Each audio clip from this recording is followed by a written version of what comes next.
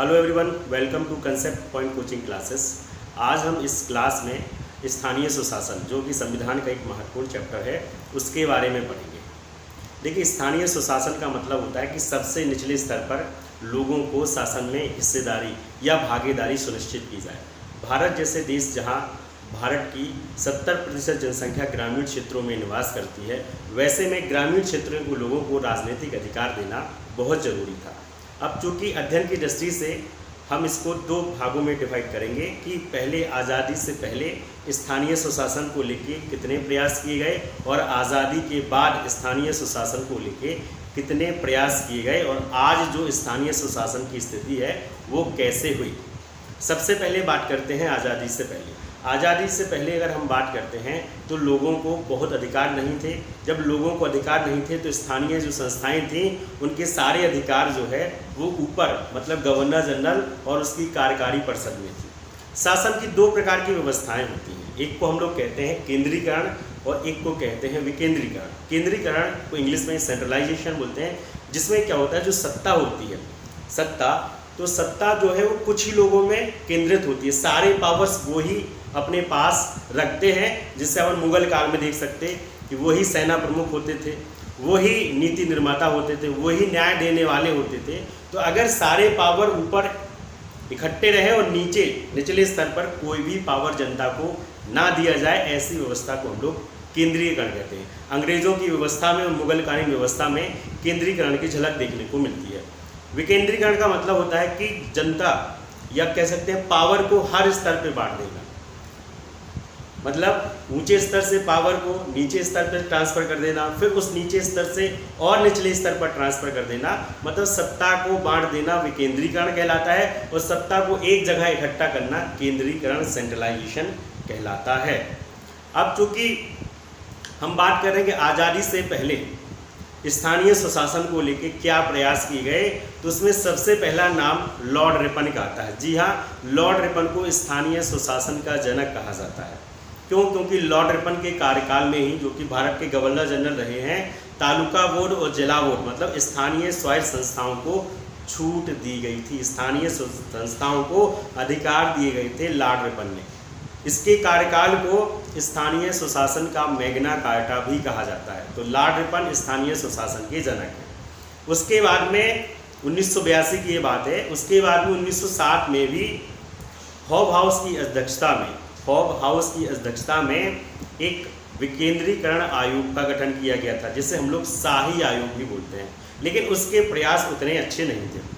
बाद में भारत सरकार अधिनियम 1919 आया। भारत सरकार अधिनियम 1919 में गवर्नर जनरल के जो विषय थे उनको दो सूचियों में बांट दिया गया। एक संरक्षित सूची थी और एक हस्तांतरित सूची थी। संरक्षित का मतलब होता है कि वो विषय गवर्नर जनरल ने अपने पास रखे थे और उसके संबंधित जो नियम है गवर्नर जनरल खुद बनाता था। और दूसरे विषय से ट्रांसफ़र सब्जेक्ट, मतलब जो उसने हस्तांतरित कर दिए थे, उस पर नियम बनाने का अधिकार जो भारत के जो मंत्री होते थे, जो चुन के आते थे, उनको मिला। तो 1919 के अधिनियम में जो पंचायती राज था या स्थानीय सुशासन था, वो एक हस्तांतरित विषय था। 1919 में द्वैध शासन को लागू किया गया। द्वैध शासन का मतलब होता है दो तरीके से शासन चलाने के दो आधार हो। पहला गवर्नर जनरल था और दूसरा थे उसके मंत्री, जिसमें भारत के लोगों को शामिल किया था।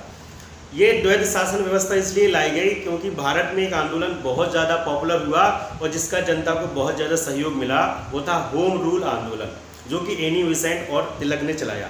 इस होम रूल आंदोलन का इतना ज़्यादा प्रभाव पड़ा कि सरकार को विवश होकर प्रांतों में द्वैध शासन लागू करना पड़ा, क्योंकि होम रूल आंदोलन में मांग की जा रही थी कि जनता को, भारत की जनता को भी प्रशासन में हिस्सेदारी दी जाए। इसलिए 1919 का अधिनियम आया और भारतीय जनता को हस्तांतरित विषय पर नियम बनाने का अधिकार प्राप्त हुआ। फिर उसके बाद लास्ट में भारत सरकार अधिनियम 1935 आया। इस अधिनियम में प्रांतों को पूर्णतः स्वतंत्र कर दिया गया। इसका मतलब ये हुआ कि प्रांतों में चुनी हुई सरकार आएगी, वह चुनी हुई सरकार है प्रांतों से संबंधित नियम बनाएगी। तो प्रांतों को स्वायत्त किया गया 1935 के अधिनियम में। प्रांतों में द्वैध शासन लागू हुआ 1919 के अधिनियम में। और स्थानीय सुशासन का जो जनक है लॉर्ड रिपन को कहा जाता है। ये तो आज़ादी के पहले के प्रयास हुए। अब बात करते हैं आज़ादी के बाद के प्रयास। आज़ादी जैसे ही भारत को आज़ादी मिली तो गांधी जी, जिनका सपना था ग्राम स्वराज का, मतलब गांधी जी यह चाहते थे कि जो गांव हैं वो स्वराज, मतलब उनको अपने स्तर पे शासन चलाने की व्यवस्था की जाए। भारत के पहले प्रधानमंत्री पंडित जवाहरलाल नेहरू भी गांधी जी की इस विचारधारा से प्रभावित थे और उन्होंने भी उसके लिए प्रयास किया। ठीक है, पंचायती राज व्यवस्था को लागू करने के लिए पंचायती राज मंत्रालय का गठन किया गया। एसके डे इसके प्रथम मंत्री बनाए गए।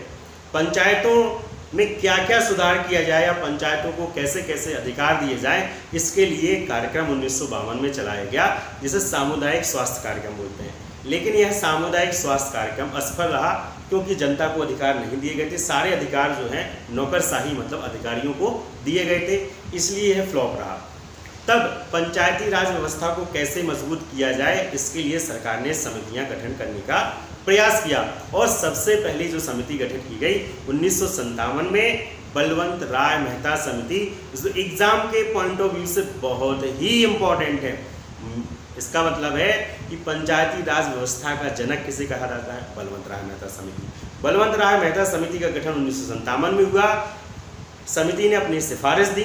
सिफारिश में समिति ने सबसे इम्पोर्टेंट बात ये कही कि जो पंचायतों का जो गठन है भारत में वो 3 स्तर पर किया जाए। इट मीन्स त्रिस्तरीय पंचायती राज व्यवस्था की सिफारिश की और साथ ही ये भी कहा कि जो 3 स्तर बनाए जाएंगे, सबसे ऊपर जिला परिषद होगी या जिला पंचायत होगी, सबसे ऊपर जिले में सबसे ऊपर जिला पंचायत होगी, मध्यवर्ती पंचायत होगी जिसे मंडल पंचायत कहा जाएगा और सबसे निचले स्तर पे ग्राम पंचायत होगी। तो ग्राम पंचायत, मंडल पंचायत और जिला पंचायत, ये व्यवस्था बलवंत राय मेहता समिति ने। साथ ही बलवंत राय मेहता समिति ने इसकी भी सिफारिश की, जो मंडल पंचायत होगी उसे कार्यकारी निकाय बनाया जाए या उसे सबसे ज़्यादा शक्तियाँ जाए। तो ये आपको इम्पोर्टेंट है यहाँ जानना कि बलवंत राय मेहता समिति ने मंडल पंचायतों को कार्यकारी निकाय या अधिक पावर देने की बात की थी। साथ ही बलवंत राय मेहता समिति ने ये भी सिफारिश की थी कि तीनों स्तरों पर जनता के द्वारा प्रत्यक्ष तरीके से निर्वाचन किया जाए। ये तीनों चीज़ें बलवंत राय मेहता समिति ने की। 1958 में राष्ट्रीय विकास परिषद, जिसे हम एनडीसी कहते हैं, उसने बलवंत राय मेहता समिति की सिफारिश को मान लिया और पंचायतों को भारत में त्रिस्तरीय पंचायती राज व्यवस्था को लागू कर दिया। अब इसमें एग्जाम में 3 से 4 प्रकार के प्रश्न आते हैं कि सबसे पहले प्रायोगिक रूप से मतलब एक्सपेरिमेंट के रूप में पंचायती राज व्यवस्था को कहाँ लागू किया? तो एक्सपेरिमेंट के रूप में पंचायती राज व्यवस्था को आंध्र प्रदेश में लागू किया गया और औपचारिक रूप से पंचायती राज व्यवस्था को कब लागू किया? तो औपचारिक रूप से पंचायती राज व्यवस्था को 2 अक्टूबर 1959, ये डेट इंपॉर्टेंट है, एग्जाम में पूछी जाती है। 2 अक्टूबर 1959 को राजस्थान के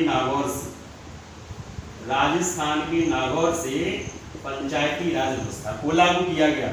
तो प्रायोगिक रूप से आंध्र प्रदेश में लागू किया गया और औपचारिक रूप से 2 अक्टूबर 1959 को राजस्थान के नागौर से। इसके बाद दूसरा राज्य आंध्र प्रदेश बना और तीसरा राज्य असम बना और चौथा राज्य तमिलनाडु बना। इसके बाद धीरे धीरे पूरे देश में पंचायती राज व्यवस्था को लागू कर दिया गया। चलिए, पंचायती राज व्यवस्था को लागू कर दिया गया, लेकिन पंचायतों को जो अधिकार मिलने थे, पंचायतें उन अधिकारों से वंचित रही। इसलिए समय समय पर उनको कौन कौन से अधिकार दिए जाएं, इसके लिए आगे भी समितियों का गठन चालू रहा। इसकी कड़ी में दूसरी समिति हमारी है अशोक मेहता समिति 1977। अशोक मेहता समिति का गठन 1977 को हुआ। अशोक मेहता समिति ने 2 स्तरीय पंचायती राज व्यवस्था की बात की, ध्यान रखना 2 स्तरीय की। इन्होंने जो ग्राम पंचायत है उसको अलग कर दिया। इन्होंने बात की कि जिला स्तर पर जिला पंचायत और मध्य स्तर पर मंडल पंचायत की इन्होंने बात की और उन्होंने कहा कि मंडल पंचायत 5 से 6 गांवों से मिलकर बनाई जाएगी, जिसकी आबादी 15 से 20 हज़ार के बीच होगी। तो उन्होंने 2 स्तरीय पंचायती राज व्यवस्था की बात की। साथ ही बलवंत अशोक मेहता समिति ने और भी महत्वपूर्ण बातें की। इन्होंने कहा कि पंचायतों का जो निर्वाचन है वो निष्पक्ष तरीके से होना चाहिए। राज्य निर्वाचन आयोग पंचायतों का चुनाव कराए, ये बात भी उन्होंने की।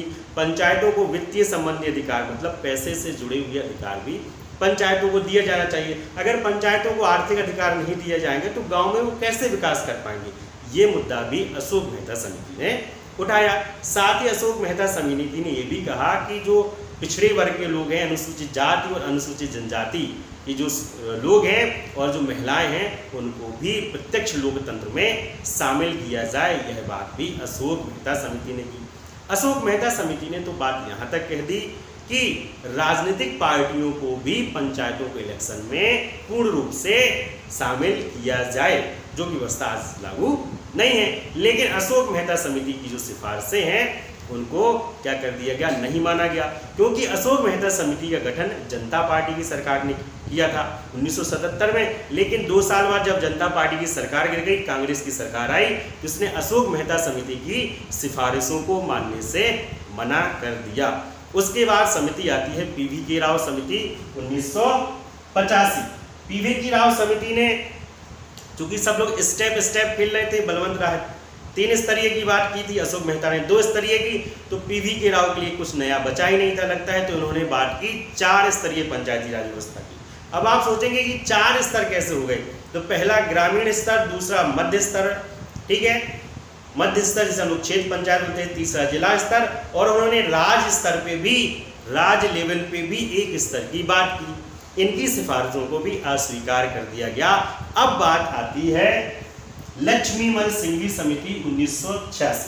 लक्ष्मीमल सिंघवी समिति ने गांव को लोकतंत्र की प्रत्यक्ष मूर्ति कहा। यह सेंटेंस एग्जाम में आ चुका है कि किस समिति ने गांव को लोकतंत्र की प्रत्यक्ष मूर्ति कहा था। बिल्कुल कहा तो बिल्कुल सही था कि जिस देश में 6.5 लाख गांव हो वो तो लोकतंत्र की प्रत्यक्ष मूर्ति है ही। भारतीय संस्कृति के असली दर्शन करना हो तो गांव में ही किए जा सकते हैं। अब लक्ष्मीमल सिंघवी समिति ने बात बहुत सिफारिशें जो की उसमें बहुत ज़्यादा ध्यान दिया। उन्होंने कहा ऐसा है कि अब पंचायतों को कितने भी अधिकार दे दीजिए, लेकिन ऐसे संविधान में अगर दर्जा नहीं दिया गया तो वो अधिकार नाकाफी होंगे। इसलिए संवैधानिक दर्जा देने की सबसे पहले मांग किसने की? लक्ष्मीमल सिंघवी समिति ने की। साथ ही लक्ष्मीमल सिंघवी समिति ने यह भी कहा कि न्याय पंचायतों का गठन किया जाए, गाँव में कुछ गांवों को मिला के न्याय पंचायतों का भी गठन किया जाए। साथ ही साथ लक्ष्मीमल सिंघवी ने यह भी कहा कि पंचायतों से संबंधित जुड़े हुए विवादों के लिए एक अलग से न्यायाधिकरण की भी स्थापना किया जाए, ताकि पंचायतों से संबंधित जो विवाद हैं उनका निपटारा बहुत जल्दी तरीके से किया जाए। साथ ही ने पंचायतों को वित्तीय अधिकार देने की बात की और SC/ST के रिजर्वेशन की बात भी इन्होंने की। लेकिन इसके बाद समिति का गठन होता है पीके थुंगम समिति 1988। पीके थुंगम समिति ने भी पंचायतों को संवैधानिक दर्जा देने की मांग की। इनकी मांग को मान लिया गया और पंचायतों को संवैधानिक दर्जा देने के लिए 73वां संविधान संशोधन लाया गया। 73वां संविधान संशोधन 1992 में आया और पंचायती राज व्यवस्था को लागू कर दिया। सरकार ने पंचायती राज अधिनियम बनाया और पंचायतों से जुड़े हुए नियमों का प्रावधान किया। तो सबसे पहले सिफारिश लक्ष्मीमल सिंघवी समिति ने की थी, लेकिन संविधान में पंचायतों को दर्जा थुंगम समिति की सिफारिश पर मिला।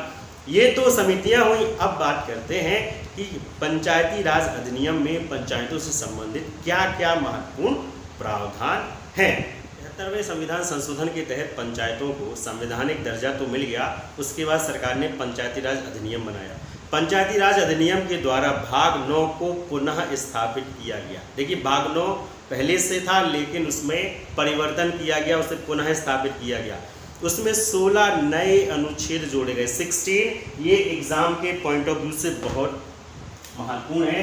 उसमें 16 नए अनुच्छेद जोड़े गए, प्लस साथ ही साथ 11वीं अनुसूची को भी शामिल किया गया। और आर्टिकल 40 जो यह कहता है कि ग्राम पंचायतों का गठन किया जाएगा, इसको मूर्त रूप मतलब इसको वास्तविक रूप से लागू किया गया। तो आर्टिकल 40 को मूर्त रूप मिला। 11वीं अनुसूची 16 नए अनुच्छेद, आर्टिकल 243A से आर्टिकल 243O, आर्टिकल 243O तक अनुच्छेद जोड़े गए और 29 ऐसे विषय शामिल किए गए जिनसे संबंधित नियम पंचायतें बना सकती है। इसमें कृषि, मत्स्य पालन, पशुपालन, बाजार, मेले, सांस्कृतिक कार्यक्रम, रेल, पुलिया, सड़क, ये सारी चीजें शामिल हैं। तो पंचायतों को अधिकार दिए गए।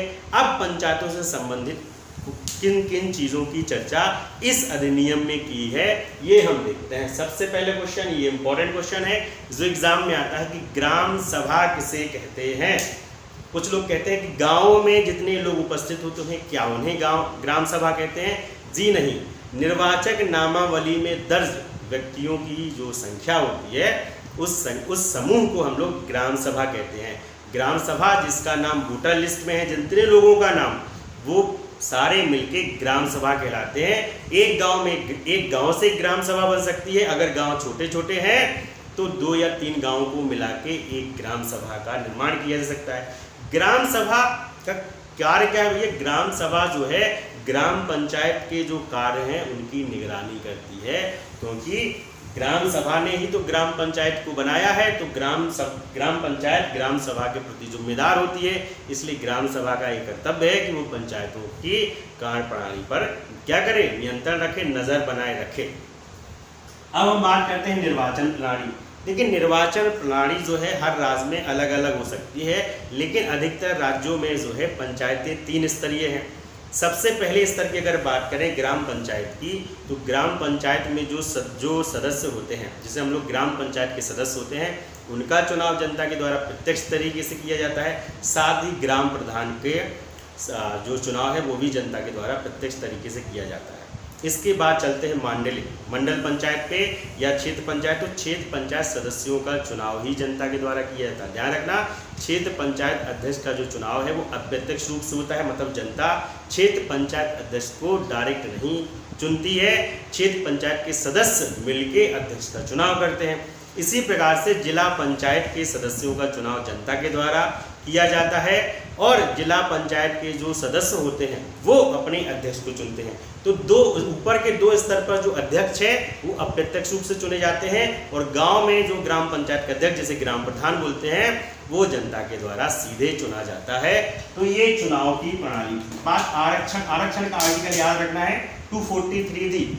आरक्षण की बात की तो ग्राम पंचायतों में भी SC ST और महिलाओं के लिए आरक्षण की बात की गई है। साथ ही राज्य सरकार के पाले में गेंद फेंक के ये भी कहा गया है कि अगर राज्य सरकार चाहे तो पिछड़े वर्ग के लोगों को भी आरक्षण दे सकती है। कार्यकाल सभी की तरह है। ग्राम पंचायतों का भी कार्यकाल 5 वर्ष का है। अगर किसी आकस्मिक स्थिति में कार्यकाल जो अध्यक्ष या की मृत्यु हो जाती है या उसका पद खाली होता है तो 6 महीने में चुनाव कराने का प्रावधान यहाँ भी है। तो कार्यकाल आपका 5 वर्ष है और किसी आकस्मिक स्थिति में 6 महीने में चुनाव कराया जाएगा। अर्हताओं की बात की जाए कि क्या क्या योग्यताएं होनी चाहिए, तो 21 वर्ष की आयु पूर्ण होनी चाहिए सबसे पहली बात। और दूसरी बात यह है कि जो राज्य विधानमंडल इससे संबंधित जो नियम बनाएगी उस नियम को पूरा करना चाहिए। यदि राज्य विधानमंडल पंचायतों से संबंधित कोई अहर्ता तय करती है, बनाती है, तो वो अहर्ता भी व्यक्ति को पूरा करना पड़ेगा। मतलब पंचायतों से जो पंचायत है वो आपका राज्य सूची का विषय है, इसलिए सारे नियम है बनाने का अधिकार है वो राज्य सरकार को है, ये आपको ध्यान रखना है। शक्तियां वही मिलेंगी जो राज्य विधानमंडल विधि द्वारा तय करेगा। मतलब जो राज्य विधानमंडल पंचायतों को जो शक्तियां देगा वही शक्तियां पंचायतों को मिलेंगी। वित्त आयोग वेरी वेरी इंपॉर्टेंट, ठीक है, इंपॉर्टेंट है जिसलिए से है, आई फॉर इंपॉर्टेंट और आई फॉर वित्त आयोग। पैसा बहुत जरूरी होता है इसलिए पैसे को आई में रखा गया है इंपॉर्टेंट चीज में। वित्त आयोग का गठन किया जाएगा। इसी अधिनियम में है कि आर्टिकल 243I के तहत वित्त आयोग का गठन किया जाएगा। वित्त आयोग का कार्यकाल 5 वर्ष का होगा और राज्यपाल वित्त आयोग का गठन करेगा। वित्त आयोग कितने सदस्य होगा ये तय करने का अधिकार राज्य विधानमंडल को है, लेकिन सामान्यतः वित्त आयोग 5 सदस्यीय होता है और जिसका गठन 5 वर्ष के लिए किया जाता है। वित्त आयोग का काम क्या है? वित्त आयोग यह सिफारिशें करता है कि राज्य सरकार पंचायतों को कितना अनुदान दे और किस किस मद से कितना कितना पैसा पंचायतों को दे ताकि वह आर्थिक रूप से क्या हो सके, स्वावलंबी या स्वतंत्र हो सके। ठीक है, तो वित्त आयोग जो सिफारिश राज्यपाल को देता है, राज्यपाल वह सिफारिशें विधानसभा के समक्ष या विधानमंडल के समक्ष उन सिफारिशों को रखता है, उन पर विचार किया जाता है। अब राज्य निर्वाचन आयोग आर्टिकल 243 की वेरी वेरी इंपॉर्टेंट, राज्य निर्वाचन आयोग का गठन आर्टिकल 243 के तहत किया जाता है। राज निर्वाचन का जो राज निर्वाचन आयुक्त होता है राज्यपाल द्वारा उसको क्या किया जाता है, उसको नियुक्त किया जाता है। और राज निर्वाचन आयुक्त का ही काम होता है या राज निर्वाचन आयोग का ही काम होता है कि वो पंचायतों के संबंधित स्थानीय निकायों से संबंधित चुनाव कराएं, उसको नियंत्रित करें, निर्देशित करें, स्वतंत्र और निष्पक्ष रूप से हो। ये सारी व्यवस्था का दायित्व है वो राज निर्वाचन आयोग है। एक बार राज निर्वाचन आयुक्त का चुनाव हो जाता है तो बाद में उनके कार्यकाल में कोई भी अलाभकारी परिवर्तन नहीं किया जाएगा। राज निर्वाचन आयोग को उसी तरीके से हटाया जाएगा जैसे हाई कोर्ट या सुप्रीम कोर्ट के न्यायाधीश को हटाया जाता है। मतलब इनको संवैधानिक रूप से संरक्षण दिया गया है ताकि ये स्वतंत्र और निष्पक्ष रूप से चुनाव करा सकें। ओके, तो इतनी चीज़ें हैं जो हमें ध्यान रखना है। अब हम अभी जो हमने देखिए अभी हमने स्थानीय निकायों में केवल ग्रामीण स्थानीय सुशासन को पढ़ा है। शहरी स्थानीय सुशासन बिल्कुल सेम ग्रामीण स्थानीय सुशासन के जैसा है। इसमें कुछ चीज़ें हैं जो आपको ध्यान में देने लायक हैं, उन पे हम चर्चा करने जा रहे हैं। 73वें और 74वें संविधान संशोधन के तहत पंचायती राज व्यवस्था को संवैधानिक दर्जा मिला।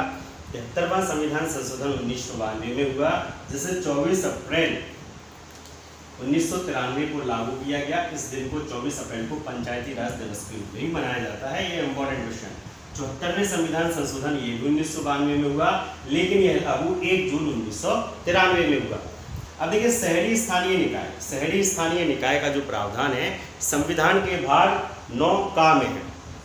74वें संविधान संशोधन के तहत इसे शामिल किया गया। इसमें 18 नए अनुच्छेद शामिल किए गए। आर्टिकल 243 में ही आर्टिकल 243 से लेके आर्टिकल 243 ZG तक इसमें प्रावधान किए गए हैं। मतलब जेड के बाद फिर से ABCD को चालू किया गया है। 18 नए अनुच्छेद और 18 विषय ऐसे निर्धारित किए गए जिनसे संबंधित नियम हैं वो आपकी नगर पालिकाएं, नगर निगम या नगर पंचायतें बना सके। वहाँ 29 विषय पंचायतों को दिए गए, यहाँ शहरी निकायों को 18 विषय दिए गए। अब इनकी जो संरचना है, इनका जो निर्वाचन है वो हूबहू पंचायतों के समान ही है। अगर हाँ आज़ादी के पहले अगर बात की जाए तो क्वेश्चन आ जाता है कि सबसे पहले नगर निगम कौन बना, तो 1687 में मद्रास को, इम्पोर्टेंट क्वेश्चन है, मद्रास को पहला नगर निगम घोषित किया गया। अब बात करते हैं कि पंचायती राज जो व्यवस्था है या अधिनियम है कहाँ कहाँ लागू नहीं है। तो पंचायती राज अधिनियम जो है हमारा मेघालय, नागालैंड और मिजोरम में लागू नहीं है। पंचायतों से संबंधित प्रावधान इन 3 राज्यों में लागू नहीं है, मेघालय, नागालैंड और मिजोरम। और इसके अतिरिक्त कुछ और छोटे छोटे से, ये तो 3 राज्य ही हैं लेकिन कुछ और छोटे छोटे क्षेत्र या जिला हैं जहां पंचायती राज अधिनियम लागू नहीं है। अब आपके दिमाग में एक क्वेश्चन उठा होगा कि क्यों पंचायती राज अधिनियम लागू नहीं। ये वो क्षेत्र है जहाँ जनजातीय क्षेत्र के लोग ज़्यादा रहते हैं। ऐसे में उनके रहन सहन और उसके रीति रिवाज और परंपराओं को सरकार के द्वारा छेड़ना उचित नहीं समझा जाता। इसलिए वहाँ पर अलग से विकास बोर्ड का गठन किया जाता है जो वहाँ के विकास से संबंधित प्रावधान करते हैं। अब इसमें और कौन कौन से शामिल हैं, जैसे आप मणिपुर का देखेंगे। मणिपुर में जो जनजातीय परिषद है उसके द्वारा ये काम किया जाता है। और दार्जिलिंग में, पश्चिम बंगाल में जो दार्जिलिंग का क्षेत्र है वहाँ भी दार्जिलिंग गोरखा परिषद है, उस जिले में भी पंचायती राज व्यवस्था के प्रावधान लागू नहीं है। लेकिन अभी आपके एग्जाम के पॉइंट ऑफ व्यू से मेघालय, नागालैंड और मिजोरम को याद करना है। अब देखिए बहुत 5वीं अनुसूची में अनुसूचित जाति और अनुसूचित जनजाति के संबंधित ऐसे क्षेत्रों का प्रावधान किया गया है कि जहाँ का प्रशासन जो है राज्यपाल या राष्ट्रपति के द्वारा किया जाता है। तो लेकिन सरकार ने ये भी समझा कि सरकार या संसद को यह भी पावर दिया गया कि अगर संसद चाहे तो पंचायती राज व्यवस्था को उन जनजातीय क्षेत्रों में भी लागू कर सकते हैं। जनजातीय क्षेत्रों में पंचायती राज व्यवस्था लागू करने का अधिकार संसद को दिया गया है। संसद ने अपने इस अधिकार का प्रयोग करके पंचायती राज विस्तार अधिनियम 1996 बनाया, जिसे हम लोग पैसा अधिनियम बोलते हैं। तो बस आपको इतना ही ध्यान रखना है कि 1996 का जो अधिनियम है वो किससे संबंधित है, या पैसा अधिनियम या पंचायती राज विस्तार अधिनियम का संबंध किससे है, तो पंचायतों से है। ये अनुसूचित क्षेत्रों में पंचायतों को पंचायती राज व्यवस्था को लागू करने से संबंधित है। ये आपका पंचायतों से संबंधित सारे महत्वपूर्ण प्रावधान हमने कवर कर लिए हैं। अगली ही वीडियो में हम संविधान के और महत्वपूर्ण चैप्टर के साथ आपके समय रहिए। जब तक खुश रहिए, सुरक्षित रहिए और पढ़ते रहिए। धन्यवाद।